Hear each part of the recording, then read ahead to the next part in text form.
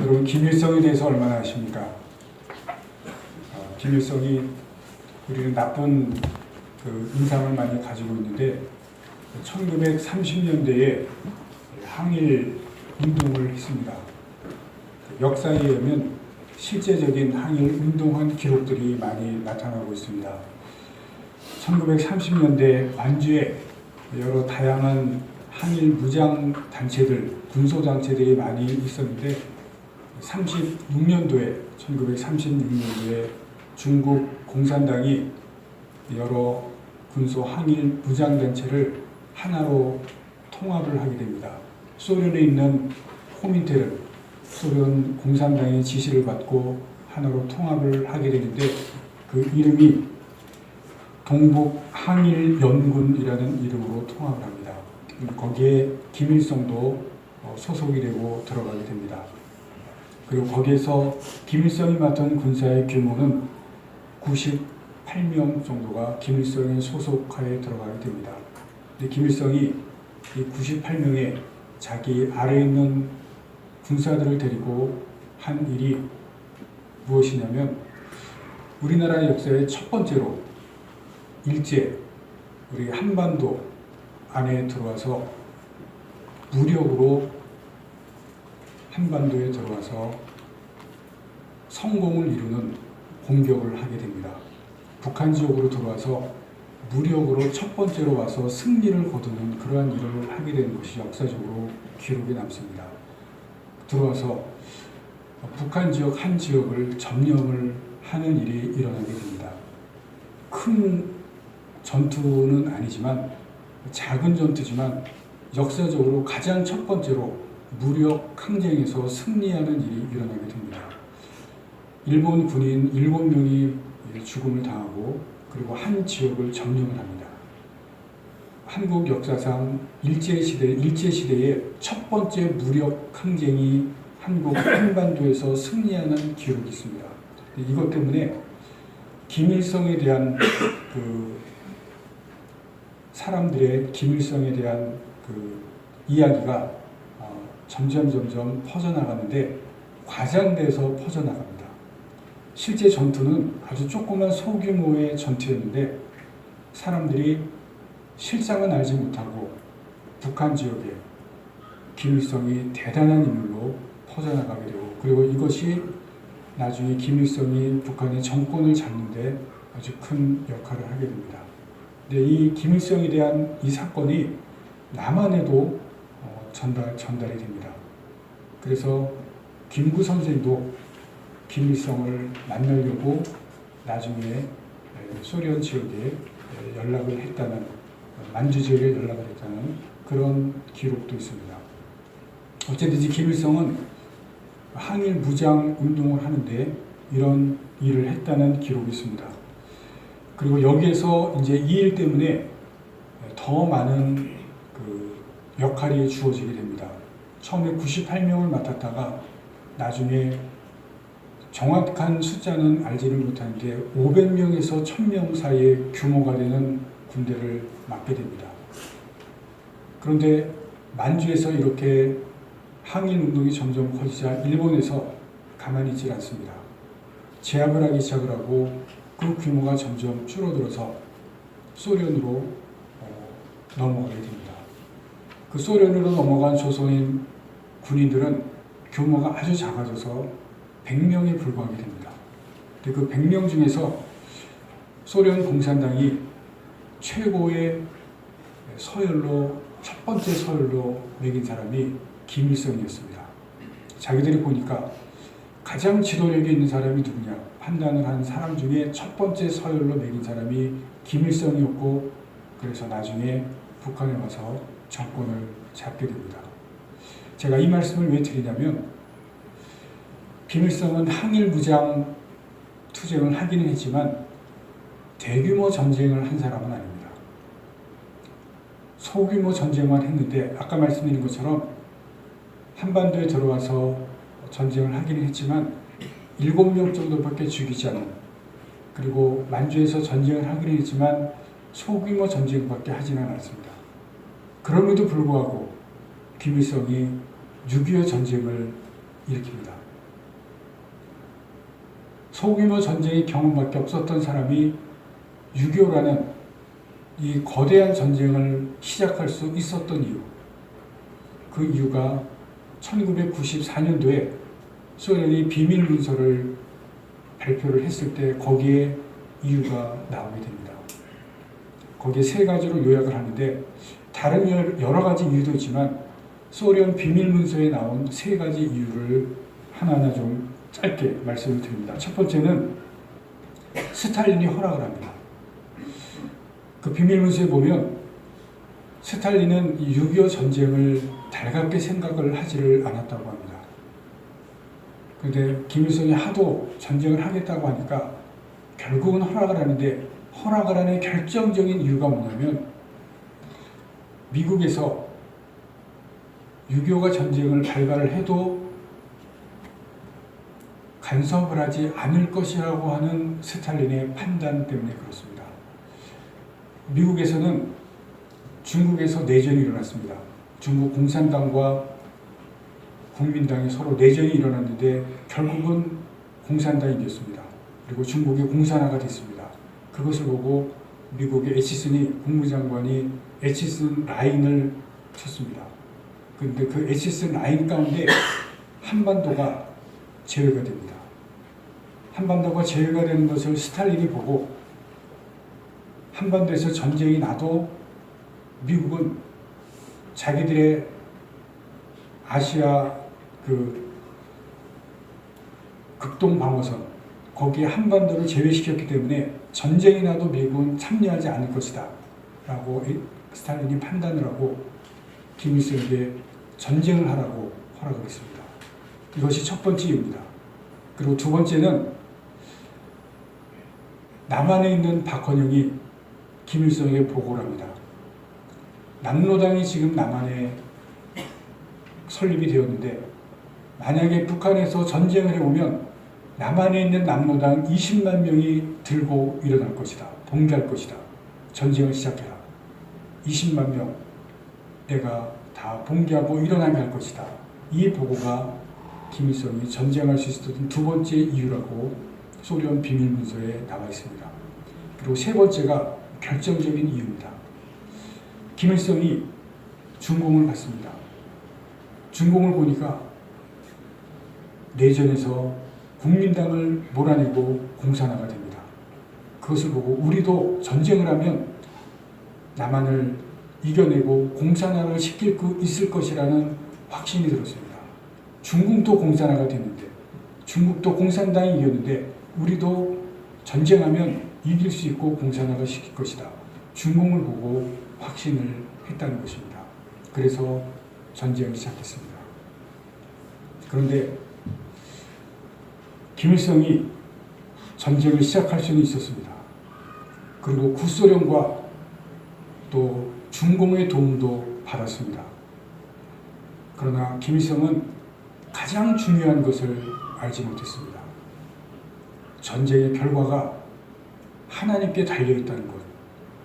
김일성은 이것을 알지 못했습니다.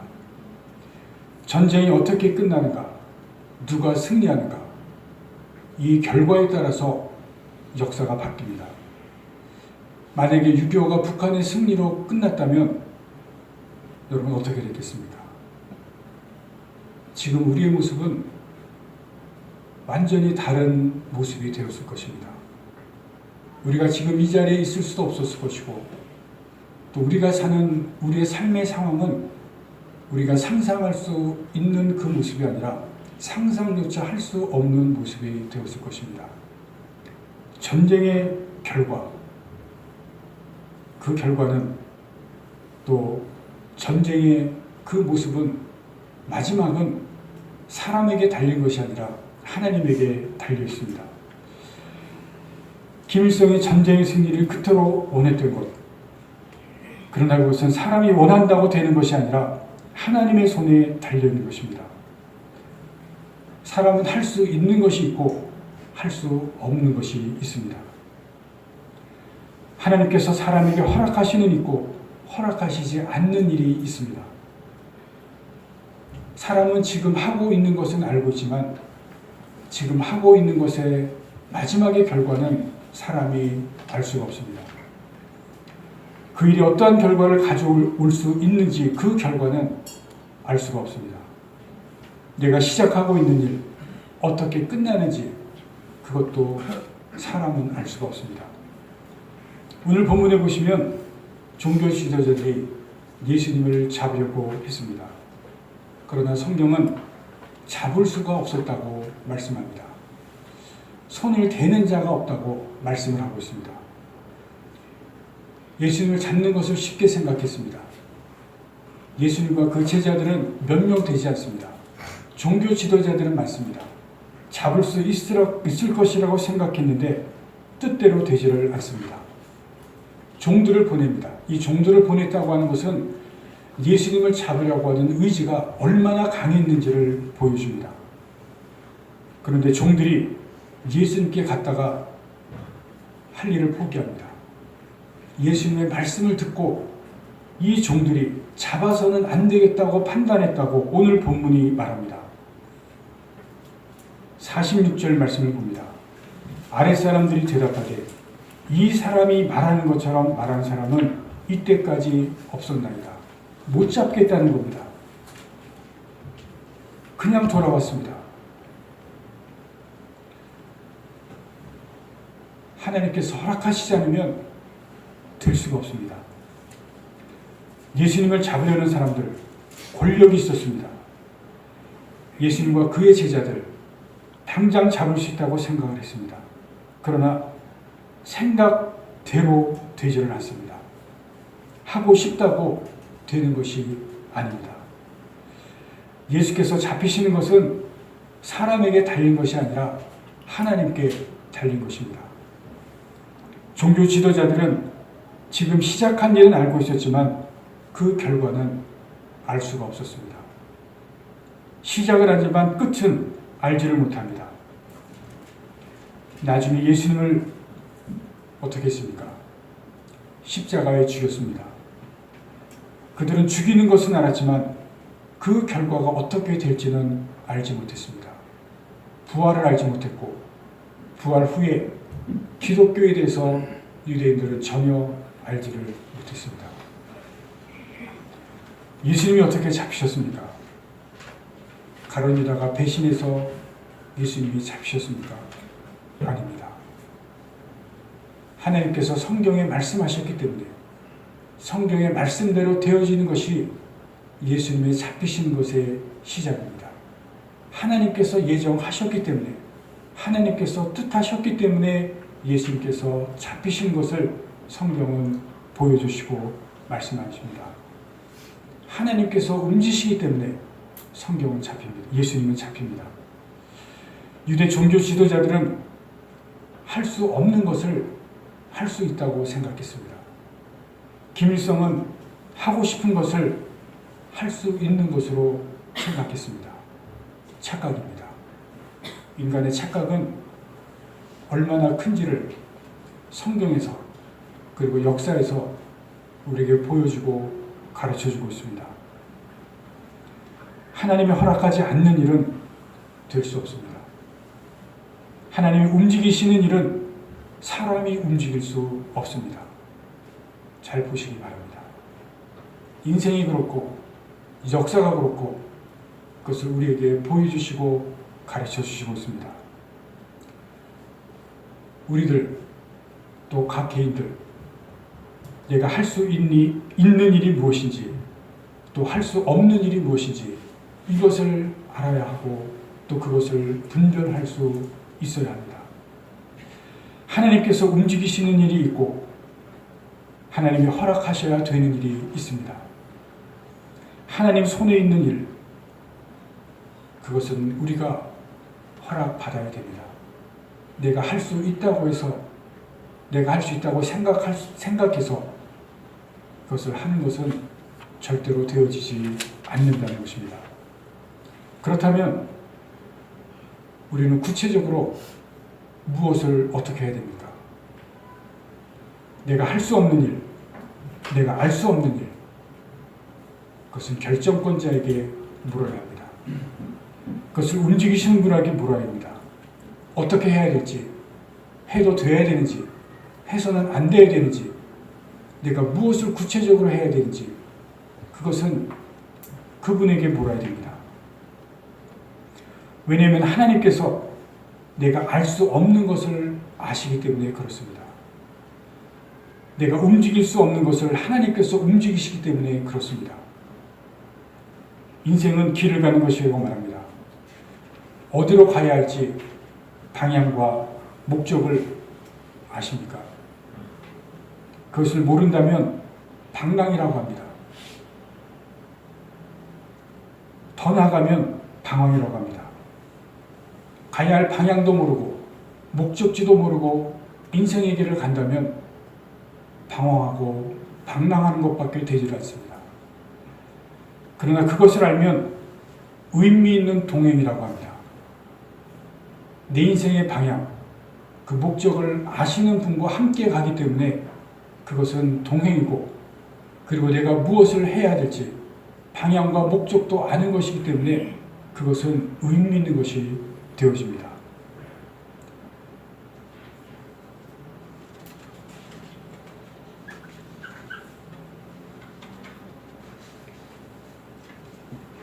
우리가 이 길을 모른다면 그것을 물어야 됩니다. 결과를 결정하신 분에게 물어야 하고, 방향을 아시고 길을 아시는 분에게 물어야 됩니다.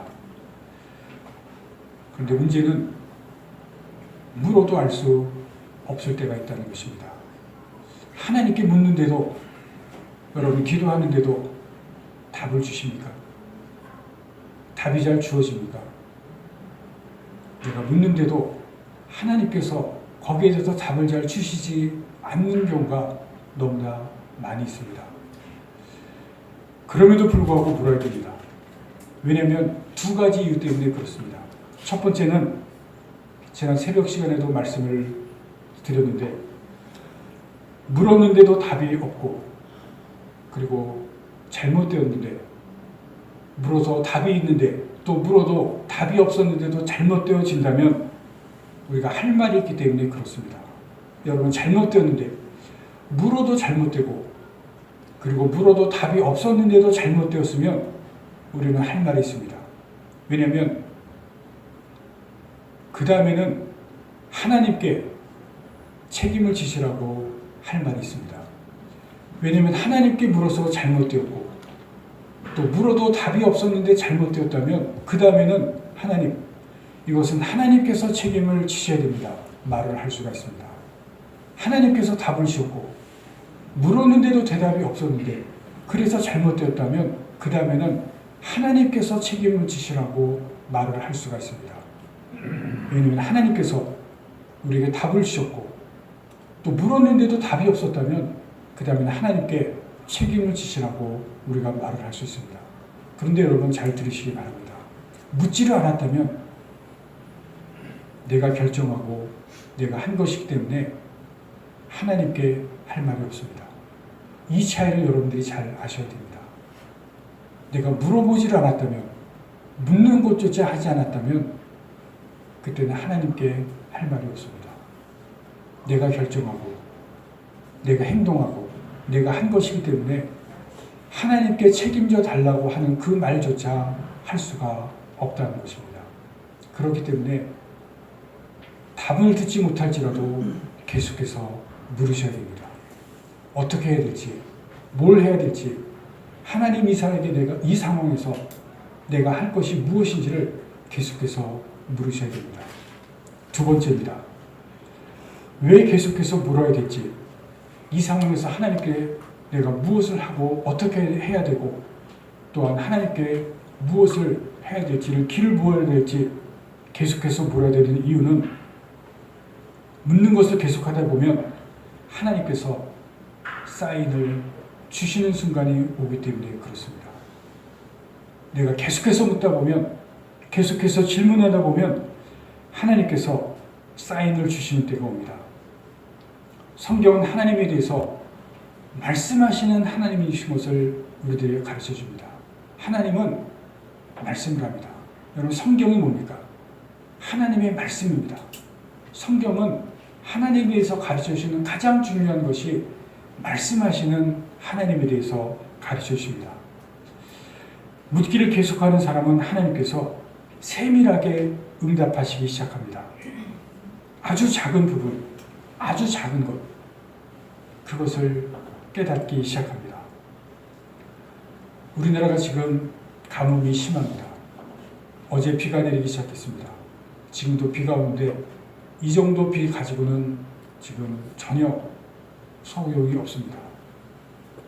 열왕기상 18장에 보시면 하나님께서 이스라엘 백성들에게 3년 동안 비를 내리지 않으셨다가 비를 주시겠다고 말씀합니다. 엘리야 선지자에게 비를 주겠다. 그래서 엘리야 선지자가 갈멜산 꼭대기에 가서 하나님께 기도합니다. 하나님께 비를 내리게 해달라고 기도하는데 갈멜산 꼭대기라고 말씀드렸습니다. 사환에게 이야기를 합니다. 내가 7번 바다 쪽을 향해 가서 보라고 이야기를 합니다. 엘리야는 지금 기도를 하고 그리고 사환은 바다를 향해서 다녀옵니다. 근데 사환이 7번째 다녀와서 이렇게 말합니다. 바다에서 사람의 손만한 작은 구름이 일어납니다.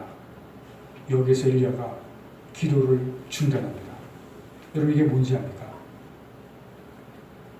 하나님의 사인입니다.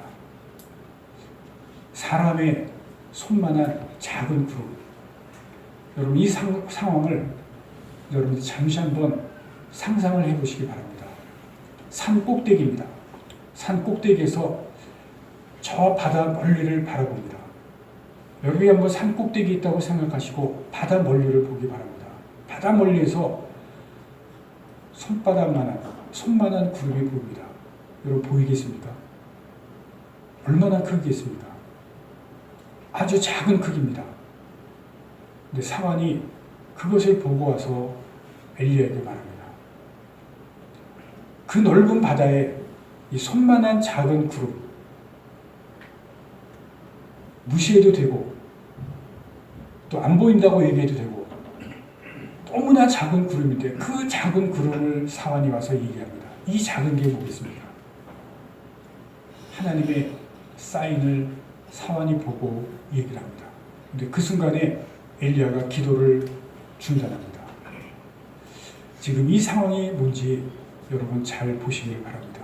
사환은 6번을 다녀왔는데 아무것도 보지를 못합니다.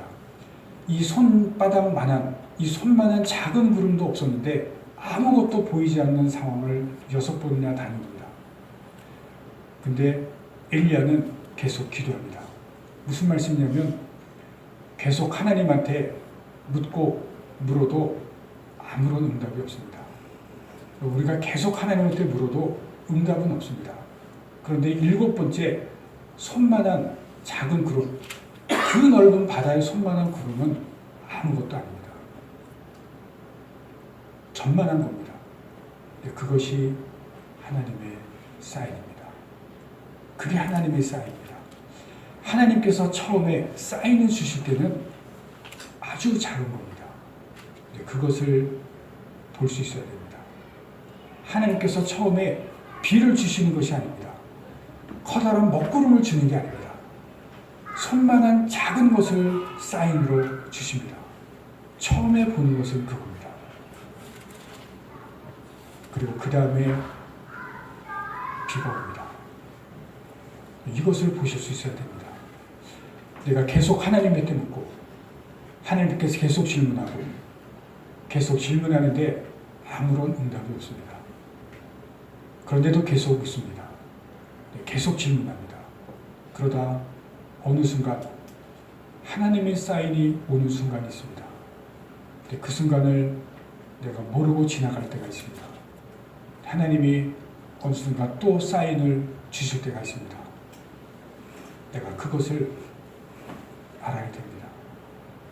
그것이 한 번 되고 그것이 2번 되고 그것이 3번 내가 그것을 알 때 여러분 그때 그러한 경험이 나에게 계속해서 되어질 때 내가 하나님과 나 사이에 하나님이 주시는 사인을 내가 아는 그러한 경험이 계속해서 되어지고 그때 여러분 사인이 점점 큰 사인이 내려오고 내가 그 사인을 알아가는 경험이 많아지게 됩니다.